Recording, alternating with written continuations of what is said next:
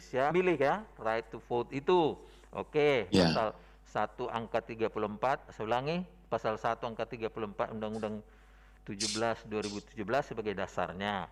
Namun kemudian karena Pak Lius mengatakan sudah ada 13 kali dalam permohonan ini ya, sebenarnya Iya, iya. sudah diperbaiki juga, tadi saya dengar ada 15 ya, ada 15 15. permohonan yang khusus menguji pasal 222 Undang-Undang 7 2017 ini. Nah, ada 15 kali. Tentunya karena ada 15 kali, ini jangan singkat begini mengatakan bahwa saudara boleh mengajukan permohonan ini lagi, karena pasal 60 ayat 2 Undang-Undang MK sudah saudara sebutkan di sini. Demikian juga pasal 42 ayat 2 PMK 6 2005 yang notabene tadi itu kan sudah diganti ya. Jadi nanti PMK itu sudah berubah menjadi pasal 78 ayat 2 PMK nomor 2 2021 ya. Itu nanti yang saudara muatkan di situ. Nah, artinya begini, 15 permohonan itu tentu harus diuraikan sebenarnya supaya kita bisa lihat dasar pengujiannya berbeda atau tidak sesuai dengan pasal 60 dan pasal 78 PMK itu. Sebentar, yang mulia, sebentar yang mulia. Kenapa? Udah bagus lagi. Oke. Ya, oke. Jadi sih Ya, harusnya mantap. harusnya dibuat suatu uraian. Uraian ini Oh, bisa berbentuk daftar atau matriks yang memperlihatkan bahwa ada 15 perkara yang sudah maju ke Mahkamah Konstitusi yang menguji pasal 222 ini. Nah, setiap perkara misalnya dasar pengujiannya ini ya. Nah, konstitusionalitasnya yang dipermasalahkan juga mengenai ini sehingga kelihatan bahwa permohonan pemohon ini masih boleh diajukan. Jadi jangan simple kali begini ya, hanya diajukan terus langsung mengatakan punya legal standing boleh mengajukan kembali. Jadi harus ada uraiannya, ada perbedaan dasar pengujiannya atau batu uji namanya, atau masalah konstitusionalitas yang dipermasalahkan. Jadi harus terlihat itu jelas sehingga dapat disimpulkan bahwa permohonan pemohon ini masih boleh diajukan. Nah, mengenai pokok permohonan itu saudara sudah uraikan ya. Ada pasal 6A, ada pasal 6A Undang-Undang Dasar sebagai batu uji daripada permohonan ini. Itu nanti harus saudara uraikan karena juga di sini saudara menyinggung perkara nomor 74 2020, jangan hanya perkara ini, maunya perkara yang lain juga saudara singgung ya. Karena saudara melihat bahwa pasal 222 ini tidak hanya mengandung right to be candidate tetapi juga right to vote ya. Jadi hak memilih juga ada kandungan pasal 22 ini. Nah, itu perlu diuraikan secara lebih mendalam lagi agar itu kelihatan bahwa saudara punya legal standing dan ada hal-hal yang baru mungkin yang bisa diajukan ya. Kalau hanya berdasarkan begini saja tidak kelihatan apa yang baru. Sama, ya. Apa yang baru sehingga ini permohonan Anda ini patut untuk diperhatikan, patut untuk dipertimbangkan. Jadi kalau sama saja dengan perkara-perkara lain, konstitusionalitas Anda sama dengan permasalahan konstitusionalitas yang lama, tentu nanti mahkamah tidak ada alasan merubah pendiriannya. Jadi itu harus diuraikan ya. Dan kemudian dalam kesimpulannya, tapi sebelum kesimpulan ada di poin 26, 27, 28 ini. Nah, ini perlu juga saudara uraikan apa relevansinya saudara mengemukakan bahwa sudah banyak yang meninggal yang dulu mengajukan kedua calon itu hak suaranya sudah meninggal. Nah, apa relevansinya dengan norma pasal 222 ini? Nah, itu juga perlu saudara kemukakan lebih dalam ya, lebih lanjut. Karena apa hubungannya? Banyak orang sudah meninggal. Nah, Itu di mana hubungannya dengan pasal 222 itu ya? Nah, kalau di dalam petitum saudara tegas mengatakan pokoknya norma pasal 22 itu harus dinyatakan tidak mempunyai kekuatan hukum mengikat ya, karena bertentangan. Nah, itu. Jadi saya lihat permohonan pemohon ini terlalu ringkas, terlalu singkat. Karena cuma 6 halaman ya. Ini yang permohonan biasanya yang berapa lihat, halaman yang mulia? nanti saudara tanggapi ya.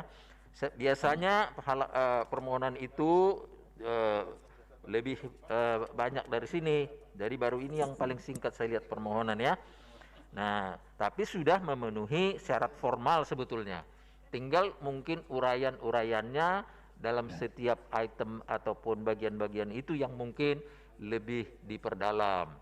Terutama adalah alasan konstitusionalitas yang baru yang harus Anda kemukakan supaya mahkamah dapat nanti mempertimbangkan permohonan saudara ini layak untuk dipertimbangkan, berbeda dengan permohonan-permohonan lain.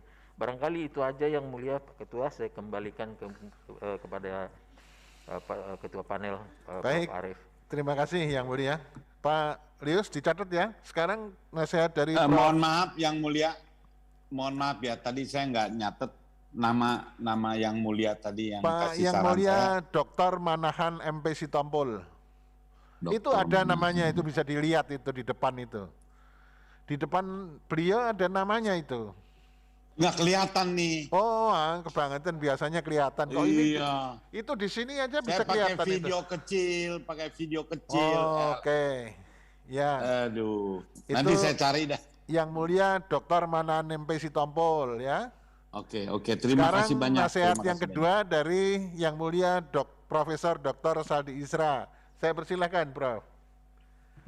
Terima kasih yang mulia Ketua Panel Prof. Arief Hidayat, Pak anggota panel Bapak Dr. Manahan Sitompul, Pak Lius, sehat Pak ya? Alhamdulillah sehat. Alhamdulillah. Kalau Pak yang mulia Saldi Isra udah lama sering dengar. Begini Pak, tadi sudah disampaikan oleh yang mulia Bapak Manahan Sitompul. Nah sekarang saya sedikit saja, dua saja nasihat saya untuk Bapak. Pertama, di legal standing itu Bapak jelaskan kerugian hak konstitusional yang faktual itu apa. Nah itu belum kelihatan di sini. Iya. Jadi kalau tidak ada kerugian, nah itu kan tidak bisa diberikan kepada Bapak, tidak bisa dikabulkan Pak. Nah harus dijelaskan kerugian faktualnya, setidak-tidaknya kerugian potensialnya, itu harus jelas. Itu. Lalu kerugian faktual atau potensial Bapak itu melanggar apa di dalam konstitusi, itu belum disebutkan Pak. Bapak cari nanti pasal dalam Undang-Undang Dasar 45, kira-kira kerugian yang Bapak jelaskan di dalam legal standing itu kerugian karena ada jaminan dalam pasal apa? Lihat di pasal 28 nanti. Apakah ikut pemerintahan atau apa, kepastian hukum dan segala macamnya. Nah itu Bapak kaitkan dengan itu. Itu yang pertama. Yang kedua, di pokok permohonan Pak Lius, tolong dijelaskan kepada kami kira-kira mengapa ketentuan pasal 222 ini itu dianggap bertentangan dengan Undang-Undang Dasar 45. Nah nanti Pak Lius, termasuk juga yang bantu Bapak bikin permohonan ini, kata Bapak tadi, bisa mempelajari putusan-putusan MK sebelumnya. Kira-kira itu celah apa lagi yang harus ditambah argumentasinya, sehingga dasar konstitusional pengujiannya itu menjadi kuat. Tadi yang mulia Pak Manahan sudah menegaskan, tolong dong kami dicarikan alasan yang baru. Karena kalau alasan-alasan sebelumnya itu, Pak Lius, nah itu sudah diputus oleh mahkamah. Sekarang carikan alasan baru. Nah siapa tahu dengan alasan baru itu nanti permohonan Pak Lius ini dikabulkan. Tapi sebelum sampai ke substansi Pak Lius harus yakinkan kami dulu bahwa Bapak memiliki legal standing dengan cara menentukan atau menguraikan kepada kami kerugian hak konstitusional apa yang Bapak alami. Nah, itu harus diuraikan. Jangan diceritakan, Pak. Siap. Karena yang akan kami nilai di sini, kalau Bapak ceritakan tadi lisan. Mungkin apa yang Bapak sampaikan tadi nanti dituliskan, ditambahkan di sini. Siap. Ya, begitu saja. Terima kasih Yang Mulia Pak Ketua. Siap. Terima kasih. Ya, gitu Pak Lius ya. Saran dari Terima Prof. kasih Yang tadi. Mulia. Jadi saya hanya menggarisbawahi, menekankan begini Pak Lius. Ya. Mahkamah itu sudah pernah memutus perkara yang berkaitan dengan pasal 22 itu ada sekitar 15 putusan. 15 putusan itu berkaitan dengan satu, pemohon tidak punya legal standing. Yang kedua, pokok permohonannya tidak beralasan menurut hukum karena mahkamah mengatakan bahwa presidensial threshold itu tidak bertentangan dengan Undang-Undang Dasar. Nah, karena itu dalam permohonan ini Pak Lius harus menguraikan yang berbeda dengan apa yang sudah diputuskan oleh mahkamah. Ya, itu harus berbeda sehingga begini, mahkamah bisa bergeser. Seperti Pak Lius diberi legal standing. Kemudian yang kedua, di pokok permohonan mahkamah bisa saja kemungkinan bergeser kalau Pak Lius mampu menjelaskan secara komprehensif. Ini loh pasal 222 bertentangan dengan pasal konstitusi. Jadi itu intinya ya. Jadi sekali lagi harus ada uraian yang berbeda mengenai pemberian legal standing. Untuk bisa menguraikan yang berbeda, Pak Lius harus membaca putusan-putusan yang pernah dijatuhkan oleh mahkamah. Kemudian yang kedua, mahkamah bisa bergeser dari pendiriannya yang mengatakan pasal 22 itu tidak bertentangan kalau Pak Lius mampu memberikan argumentasi yang berbeda dengan apa yang sudah diputuskan oleh mahkamah. Ya, bisa dimengerti? Ya, mengerti ya, Pak. Baik, ini saran dari kita bertiga. Terima kasih. Ya, supaya Pak Lius mengerti. Untuk Mengerti. mengubah, memperbaiki atau tidak memperbaiki itu menurut undang-undang Perbaiki. itu adalah hak dari pemohon, ya. Perbaiki. Baik, kalau begitu ada lagi yang akan disampaikan, Pak Lius? Cukup, cuma waktunya berapa lama ya? Nah ini perbaikinya? belum, jangan tergesa-gesa. Oh, sorry. Ya sabar, sabar. Sorry. Ya. Begini Pak Lius diberi kesempatan untuk memperbaiki sampai dengan batas akhir 31 Januari tahun 2020. Cocok. Wah ya cocok. Senin Mau Imlek nih. Senin 31 Januari tahun 2022 ya. Perbaikannya supaya paling akhir di tanggal itu hari itu. Siap. Ya. Siap.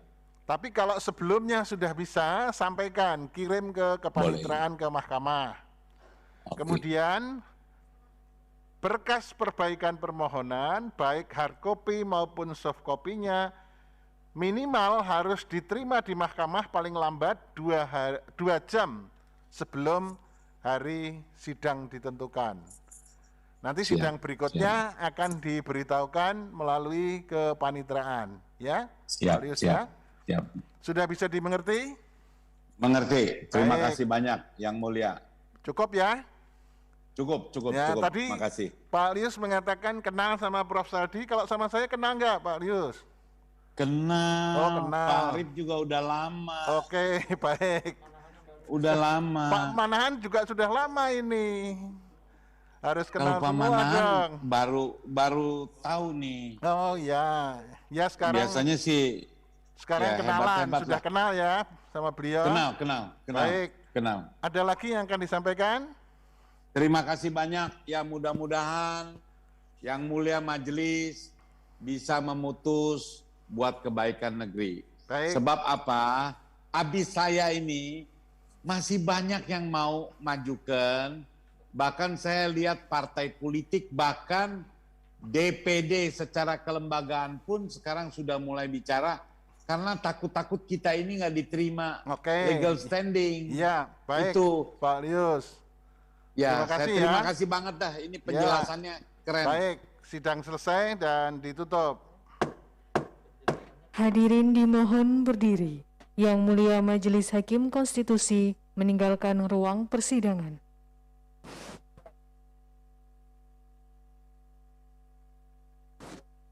Hadirin disilakan duduk kembali.